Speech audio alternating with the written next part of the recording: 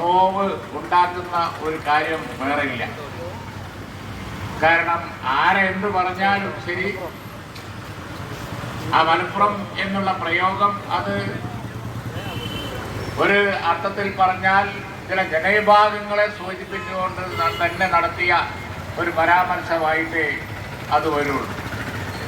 അതിൻ്റെ അർത്ഥം എന്ന് പറയുന്നത് കമ്മ്യൂണൽ ഡിവൈഡ് ഉണ്ടാക്കാൻ വേണ്ടി നോക്കുന്നു എന്നുള്ളതാണ്. എത്ര നീചമായ ഒരു പ്രവൃത്തിയാണെന്ന് നമുക്കറിയാം. നമ്മുടെ രാജ്യം ഇന്ന് നേരിടുന്ന ഏറ്റവും വലിയ പ്രശ്നം, രാജ്യം നേരിടുന്ന ഏറ്റവും വലിയ പ്രശ്നം എന്ന് പറയുന്നത് സാമുദായിക ധ്രുവീകരണം ഉണ്ടാക്കാൻ വേണ്ടി ചില ഫാസിസ്റ്റ് ശക്തികൾ, ചില ശക്തികൾ കൊണ്ടുപിടിച്ച് ശ്രമിക്കുന്നു എന്നുള്ളതാണ്. അത് പരിഹാരമായി നമ്മൾ കാണുന്നതോ ഈ രാജ്യത്തെ മതേതര ശക്തികളുടെ കൂട്ടായ്മ. ഇന്ത്യ രാജ്യത്ത് ആകെയുള്ള സംസ്ഥാനങ്ങളിൽ, മതേതര ഗവൺമെൻറ്റുകളുള്ള സംസ്ഥാനങ്ങളിൽ കമ്മ്യൂണിസ്റ്റ് ഗവൺമെൻറ്, ഇടതുപക്ഷ ഗവൺമെൻറ് ഉള്ള ഒരു സ്റ്റേറ്റാണ് കേരളം.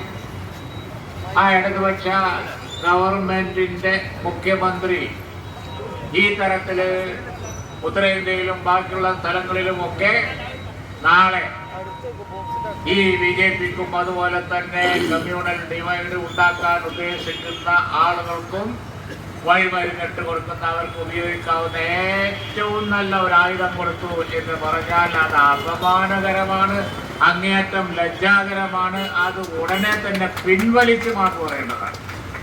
അതാണ് ഈ ധർണയുടെയും അതുപോലെ തന്നെ പ്രകടനത്തിൻ്റെയും ആവശ്യം. മിതമായ ഒരാവശ്യമാണത്. വളരെ മിതവും ന്യായവുമായിട്ടുള്ള ഒരാവശ്യമാണ് ഈ പ്രക്ഷോഭത്തിലൂടെ കത്തിപ്പടർന്നുകൊണ്ടിരിക്കുന്ന കേരളം ഒട്ടാകെ ഇതിൽ പ്രതിഷേധം നടക്കുകയാണ്. ഒരു കൂട്ടർ മാത്രമല്ല, എല്ലാവരും മതേതര ശക്തികൾ മുഴുവൻ ഈ സമയത്ത്, ഈ കാലഘട്ടത്തിൽ ഇത്തരത്തിലുള്ള ഒരു പ്രസ്താവന വളരെ അനുചിതമാണ്. നമുക്കറിയാം, ഇന്ത്യൻ നാഷണൽ കോൺഗ്രസിന്റെ നേതൃത്വത്തിൽ രാജ്യത്ത് മുഴുവൻ മതേതര ശക്തികൾ ഉയർത്തെഴുന്നേൽക്കുകയാണ്. കഴിഞ്ഞ പാർലമെന്റ് തെരഞ്ഞെടുപ്പിൽ ഇന്ത്യൻ നാഷണൽ കോൺഗ്രസും അതുപോലെ തന്നെ കോൺഗ്രസിന്റെ കൂടെയുള്ള മതേതര ശക്തികളും, അതിൽ കമ്മ്യൂണിസ്റ്റ് പാർട്ടിയും പെടും. കേരളത്തിലേ ഉള്ളൂ ഈ കമ്മ്യൂണിസ്റ്റ് പാർട്ടിയും അതുപോലെ തന്നെ കോൺഗ്രസും, കോൺഗ്രസ് ഏരിയയും UDFും തമ്മിൽ അഭിപ്രായ വ്യത്യാസം. ബാക്കിയുള്ളതിൽ അവരും പെടും. എല്ലാവരും കൂടി ഒരു കൂട്ടായ്മ ഉണ്ടാക്കി പാർലമെന്റിൽ പ്രവർത്തിക്കുമ്പോൾ അതുപോലെ തന്നെ രാജ്യത്ത് ആ ഒരു പ്രതീക്ഷയുടെ നാമ്പുകൾ ഉണർന്ന ഒരു സമയത്ത്, ആ പ്രതീക്ഷകൾ നാമ്പ് ഉണർന്ന സമയത്ത് അവർക്ക് ഏറ്റവും നല്ല ഒരു ആയുധം കൊണ്ട് നടക്കാൻ കണ്ടോ. അവിടെ ഒരു എയർപോർട്ട്, അതുവഴി സ്വർണം വരുന്നു, അതുവഴി സ്വർണം വന്ന് കള്ളക്കടത്ത് പിടിക്കുന്നു, കസ്റ്റംസ് പിടിക്കുന്നു, ആളുകൾ ജയിലിലാക്കുന്നൊക്കെ പറഞ്ഞാലും നമുക്ക് മനസ്സിലാക്കാമായിരുന്നു. പക്ഷെ ആ പണം തീവ്രവാദ പ്രവർത്തനങ്ങൾക്ക് പോവുകയാണ് എന്ന് പറഞ്ഞാൽ ഇതാര് പറയേണ്ട വർത്താനാണ്? ഇതാര് പറയേണ്ട വർത്താനോ? കമ്മ്യൂണിസ്റ്റുകാർ പറയേണ്ട വർത്താനോ? മൂത്ത കമ്മ്യൂണലിസ്റ്റുകാർ പറയേണ്ട വർത്താനോ? ഈ രാജ്യത്ത് ഇതുവരെ ഈ ഒരു തരത്തിലുള്ള പ്രചരണം നടത്തിക്കൊണ്ടിരിക്കുന്നത് ഇവിടെ സംഘപരിവാറാണ്. അവർ ഈ പ്രചരണം നടത്തുന്നത് നമുക്ക് സ്വാഭാവികമായി മനസ്സിലാക്കാം. അവർക്കൊന്ന് ബ്രേക്ക് ഇടാൻ പറ്റിയൊരു സമയമാണിത്. അവർക്കൊന്ന് ബ്രേക്ക് ഇടാൻ കഴിഞ്ഞൊരു സമയമാണിത്. നന്നായൊരു ബ്രേക്ക് ഇട്ടു. രാഹുൽ ഗാന്ധി പ്രതിപക്ഷ നേതാവായി. കോൺഗ്രസിനും അതുപോലെ കമ്മ്യൂണിസ്റ്റ് പാർട്ടി ഉൾപ്പെടെയുള്ള ഇടതുപക്ഷത്തിനും ഒക്കെ അടക്കം പാർലമെന്റിൽ അല്പം കൂടി മതേതര ശക്തികൾക്ക് കരുത്തു വന്നു. ആ സമയത്ത് കേരളത്തിൽ നമ്മൾ രണ്ടായി മത്സരിക്കുന്നത് നമുക്ക് മനസ്സിലാക്കാം. രണ്ടായി കാര്യങ്ങൾ പറയുന്നത് മനസ്സിലാക്കാൻ പറ്റും. ഡെവലപ്മെന്റ് പറയുന്നത് മനസ്സിലാക്കാം. അതുപോലെ തന്നെ ഇവിടെ മറ്റു കാര്യങ്ങൾ പറയുന്നത് നമുക്ക് മനസ്സിലാക്കാം. UDFനെ പറ്റി കുറ്റം പറഞ്ഞോട്ടെ, അത് മനസ്സിലാക്കാം. വേറെ എന്തും പറഞ്ഞോട്ടെ. പക്ഷേ ഇവിടെ അതും ഏറ്റവും സാമുദായിക സൗഹാർദ്ദം, ബാബരി മസ്ജിദ് തകർന്ന സമയത്ത് ശിഹാബ് തങ്ങളുടെ ജില്ലയാണ്. രാഷ്ട്രീയ എതിരാളികൾ പോലും പറയും ബാബരി മസ്ജിദ് തകർന്ന സമയത്ത് പോലും തകർത്ത ആ സമയത്ത് പോലും ഈ ജില്ലയിൽ കാര്യമായ ആ പ്രശ്നങ്ങളൊന്നും ഉണ്ടായില്ല. സൗഹൃദത്തിന് മാതൃകയാണ്. ഇന്ത്യൻ യൂണിയൻ മുസ്ലിം ലീഗിനെ പറ്റി അതിന്റെ ശത്രുക്കളും പറയാറുണ്ട്. മതേതരത്വത്തിന് ഏറ്റവും അധികം ശ്രദ്ധിക്കുന്ന പാർട്ടിയാണ് ലീഗ് എന്നതിന്റെ ശത്രുക്കൾ പോലും പറയാറുണ്ട്. പാർട്ടിക്ക് ഭൂരിപക്ഷമുള്ള ആ പാർട്ടിക്ക് നല്ല സ്വാധീനമുള്ള ജില്ല, ആ ജില്ലയിൽ വന്നുപോയ ഉദ്യോഗസ്ഥന്മാർ, ഈ അടുത്ത കാലത്ത് ഇവരുടെ ഭരണത്തിൽ വന്ന ചില ഉദ്യോഗസ്ഥന്മാരല്ലാതെ അൻവർ പറഞ്ഞുകൊണ്ടിരിക്കുന്ന കുറെ ഉദ്യോഗസ്ഥന്മാരുണ്ടല്ലോ, അവരെ പറ്റി നമ്മൾ പറഞ്ഞതാണ്. നമ്മളിവിടെ പ്രക്ഷോഭം നടത്തിയതാണ്, ഇതേ സ്ഥലത്ത് ഞാൻ പ്രസംഗിച്ചതാണ്. അതേപോലെ തന്നെ നിയമസഭയിൽ നമ്മൾ പ്രസംഗിച്ചതാണ്, വലിയ പ്രക്ഷോഭം നടന്നതാണ്. താമർ ജിഫ്രിയുടെ കൊലക്കേസ് ഉണ്ടായ സമയത്ത് ആ SP-യെ മാറ്റിയേ പറ്റുള്ളൂ എന്ന് പറഞ്ഞ് MSF സമരം നടത്തിയതാണ്, യൂത്ത് ലീഗ് സമരം നടത്തിയതാണ്, ലീഗ് നടത്തിയതാണ്. ഹമീദ് ഇവിടെ ഉണ്ട്. ലീഗ് നിയമസഭാ പാർട്ടി വളരെ ശക്തമായി അസംബ്ലിയിൽ ഇത് ഉന്നയിക്കുകയും അതിനെ തുടർന്ന് ആ SP ഇവിടുന്ന് ട്രാൻസ്ഫർ ചെയ്യപ്പെടുകയും ചെയ്തതാണ്. നമുക്കറിയാവുന്ന ഈ അടുത്ത കാലത്തല്ലാതെ ഇങ്ങനെയുള്ള പ്രശ്നങ്ങളൊന്നും ഇവിടെ ഉണ്ടായിട്ടില്ല. രാഷ്ട്രീയ പ്രശ്നങ്ങൾ ഉണ്ടാവുമായിരുന്നു, പക്ഷെ കേസുകളുടെ എണ്ണം വർദ്ധിപ്പിക്കാൻ ഇവിടെ ഇപ്പൊ ബാവ പറഞ്ഞില്ലേ, ഈ ജില്ലയെ പറ്റി റിട്ടയർ ചെയ്തു പോയ ഉദ്യോഗസ്ഥന്മാർ മുഴുവൻ പറഞ്ഞിട്ടുള്ളത് ഏറ്റവും സമാധാനപരമായ സാമുദായിക സൗഹൃദം, ഇത്രയധികം സൗഹൃദം ജീവിക്കുന്ന ഒരു ജില്ലയില്ല. എൻ്റെ നേരെ മുമ്പിൽ സെന്റ് ജമാസ് സ്കൂളാണ്. നമ്മുടെ കുട്ടികളൊക്കെ അവിടെയാണ് പഠിച്ചത്. കാരണം ഇവിടെ വിദ്യാഭ്യാസത്തിന് ആദ്യകാലത്ത് തന്നെ എല്ലാ സഹായം ചെയ്തത് മിഷണറിമാരും അവരുടെ സ്ഥാപനങ്ങളും ഒക്കെയാണ്. കാരണം ഇവിടെ സാധ്യമൊന്നും തീരെ സ്ഥാപനങ്ങൾ ഉണ്ടായിരുന്നില്ല.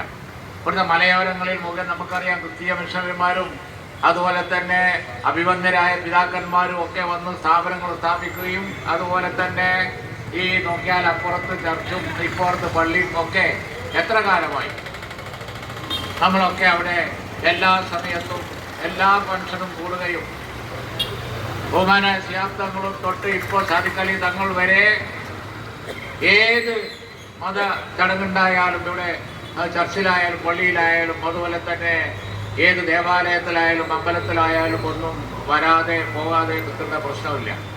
അങ്ങനെ മതേതരത്വം കാത്തു സൂക്ഷിച്ചു പോകുന്ന ഒരു ജില്ല. അവിടെ സ്വർണം കൊണ്ടുപോകുന്ന ഒറ്റപ്പെട്ട ആളുകൾ അവരെ പിടിച്ച് ജയിലിലാക്കണം, അവർക്കെതിരെ കേസെടുക്കണം എന്ന് കരുതി അവിടെ ഇല്ലാത്ത കാടടച്ച് വെടിവെച്ച് അവിടെ അങ്ങനെ സ്വർണം വരികയാണ്. ഒരു എയർപോർട്ട് എന്ന് പറഞ്ഞാൽ നിൽക്കുന്നത് അതിന് കോഴിക്കോട് എയർപോർട്ടാണത്. അവിടെ ആരെല്ലാം വന്നു പോവും. അപ്പൊ അതുകൊണ്ട് തന്നെ മുഖ്യമന്ത്രി ഇപ്പൊ പറയുന്നത് PR ഏജൻസിയാണ്, ഞാൻ മുഖ്യമന്ത്രി അല്ല എന്ന്. അത് അതിലേറെ ഗൗരവമുള്ള കാര്യമാണ്. നാണം കെട്ട വിഷയമാണ്. അമ്മാരി PR ഏജൻസിയാണ് എന്നുണ്ടെങ്കിൽ ആ PR ഏജൻസി ഏതാണെന്നൊന്ന് നോക്കണം. അവരെ ജാതകം നോക്കേണ്ടി വരും, അവരെ പരിശോധിക്കേണ്ടി വരും. ഇത് തന്നെയാണ് ഇവിടെ കോൺഗ്രസിന്റെ ആരോപണം. ദേശീയ തലത്തിൽ ചില PR ഏജൻസികളെ വെച്ചിരിക്കുകയാണ്. ചില RSSഉം അതുപോലെ തന്നെ ദേശീയ തലത്തിൽ പ്രവർത്തിക്കുന്ന ചില ബുദ്ധികേന്ദ്രങ്ങളും ഒക്കെ പല PR ഏജൻസികളെ വെച്ചിരിക്കുകയാണ്.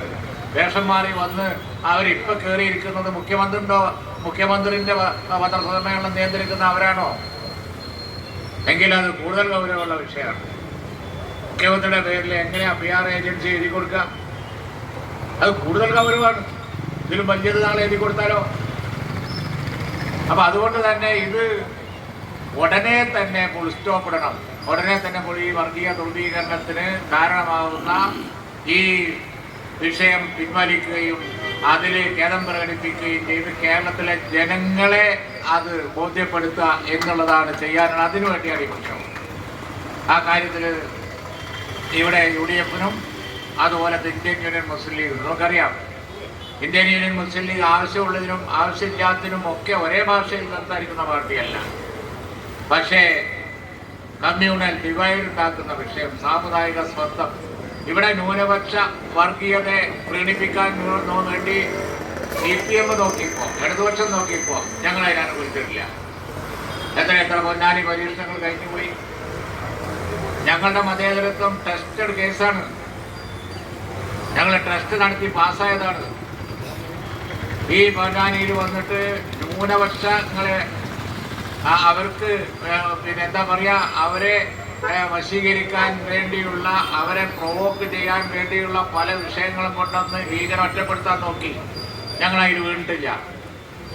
ഇപ്പൊ നമുക്കറിയാം വടകരയിൽ കാപ്പൂർ വിവാദം ഉണ്ടാക്കി അതുമാതിരി ഒരു സാധനം തന്നെയായിരുന്നു. വർഗീയ കമ്മ്യൂണിസം പറഞ്ഞ് വോട്ട് പിടിക്കാം, പക്ഷെ കമ്മ്യൂണലിസം പറഞ്ഞ് കമ്മ്യൂണിസ്റ്റ് പാർട്ടി വോട്ട് പിടിക്കുന്നത് വിചിത്രമായ കാര്യമാണ് എന്ന് പറയാതിരിക്കാൻ വയ്യ. ഈ പാർലമെന്റ് തെരഞ്ഞെടുപ്പിൽ കാലിൻ്റെ അടിയിൽ നിന്ന് സ്വന്തം പണികൾ ഒരുപാട് പോയി. അതിന് ചികിത്സ ഇതല്ല. അത് ചികിത്സ അതിനുള്ള യഥാർത്ഥ മരുന്ന് എന്ന് പറയുന്നത് ഭരണത്തിലിരുന്ന് നേരാൻ വണ്ണം കാര്യങ്ങൾ ചെയ്യുകയും നാട്ടിലെ ജനങ്ങൾക്ക് ക്ഷേമ പ്രവർത്തനങ്ങൾ ചെയ്യുകയും ചെയ്യാം എന്നുള്ളതാണ്. അതൊക്കെ മുടക്കി ആ സ്ഥാനത്ത് വന്ന് ഒന്നുകിൽ ഭൂരിപക്ഷ വർഗീയതയുടെ കാർഡ്, അല്ലെങ്കിൽ ന്യൂനപക്ഷ വർഗീയതയുടെ കാർഡ്, ഏതെങ്കിലും ഒരു കാർഡ് എടുത്ത് കളിക്കാനേ നിങ്ങൾക്ക് വോട്ട് കിട്ടുള്ളൂ എന്ന ചിന്ത ഉണ്ടെങ്കിൽ നിങ്ങൾ വീട്ടുകളുടെ സ്വർഗത്തിലാണ് എന്ന് പറയാതിരിക്കാൻ കഴിയും. കേരളീയരാണിത്, മലയാളികളാണ്. വടകര തെളിയിച്ചില്ലേ? എന്ത് വർഗീയത പറഞ്ഞാലും അവിടെ ഹിന്ദു മുസ്ലിം ക്രൈസ്തവ വ്യത്യാസം ഉണ്ടാവില്ല. ഫൈനലി വടകരയിലും കോട്ടയത്തും അതുപോലെ തന്നെ മലപ്പുറത്തും ഒക്കെ ഈ പാർലമെന്റ് തെരഞ്ഞെടുപ്പ് കഴിഞ്ഞപ്പോൾ ഒരേ റിസൾട്ടായിരുന്നു. ഒരു സ്ഥലത്ത് മാത്രമാണ് വ്യത്യാസം വന്നത്, 1-2 സ്ഥലത്ത്. നിങ്ങൾ ജയിച്ചത് ഞാൻ വിടുന്നു. പക്ഷേ ഒരു സ്ഥലത്ത് മാത്രമാണ് വ്യത്യസ്തമായ തൃശ്ശൂരിൽ. അത് പൂരം കലക്കി ഉണ്ടാക്കിയതാണ് എന്നുള്ളത് ഇപ്പോൾ നാട്ടുകാർ വിശ്വസിക്കുന്നു. ഒട്ടും അഭിമാനകരമായ ഒരു വിജയം അല്ല എന്ന്. കേരളത്തിനൊട്ടും യോജിച്ച ഒരു ഇക്വേഷനും അല്ലാതെ അതിവിടെ തെളിഞ്ഞിരിക്കുകയാണ്. അതുകൊണ്ട് ഈ പ്രയോഗം കൊണ്ടൊരു കാര്യമില്ല. ഇതിനെ ഞങ്ങൾ എതിർത്ത് തോൽപ്പിക്കുക തന്നെ ചെയ്യും, ചെറുത്ത് തോൽപ്പിക്കുക തന്നെ ചെയ്യും. പ്രക്ഷോഭം ഇന്ന് ഇത്, നാളെ ഇതിനൊരു പരിഹാരമില്ല എങ്കിൽ ഇതിലും വലിയ പ്രക്ഷോഭം ഉണ്ടാവും. യൂത്ത് ലീഗ് പ്രക്ഷോഭം പ്രഖ്യാപിച്ചിട്ടുണ്ട്, UDYF നിയമസഭ മാർച്ച് പ്രഖ്യാപിച്ചിട്ടുണ്ട്. തീർച്ചയായും ജനങ്ങളുടെ പ്രതികരണ ശേഷി ആവശ്യമുള്ള ഒരു വിഷയം തന്നെയാണ്. അല്ലെങ്കിൽ കമ്മ്യൂണൽ ഡിവൈഡ് രാജ്യത്തുണ്ടായാൽ പിടിച്ചാൽ കിട്ടുകയില്ല. അതൊരു കാര്യം ആര് പറഞ്ഞാലും ശരിയാണ്. ഭരണകക്ഷി MLA നാട്ടിൽ പറഞ്ഞുകൊണ്ടിരിക്കുന്നത് സാക്ഷ്യപ്പെടുത്തുന്ന തരത്തിലായിപ്പോയി PR ഏജൻസിയുടെ പണി എന്ന് പറയാതിരിക്കാൻ ഒരു നിർവാഹമില്ല. ഏവർക്കും ഈ വിഷയത്തിൽ വലിയ താളിപ്പും വലിയ പ്രതിഷേധമുണ്ട്. ഞാൻ അതിൽ പങ്കുചേർന്നുകൊണ്ട് ഇന്നത്തെ ഈ പ്രതിഷേധ സംഗമം ഔപചാരികമായി ഉദ്ഘാടനം ചെയ്തതായി അറിയിക്കുന്നു. ജയ് ഹിന്ദ്.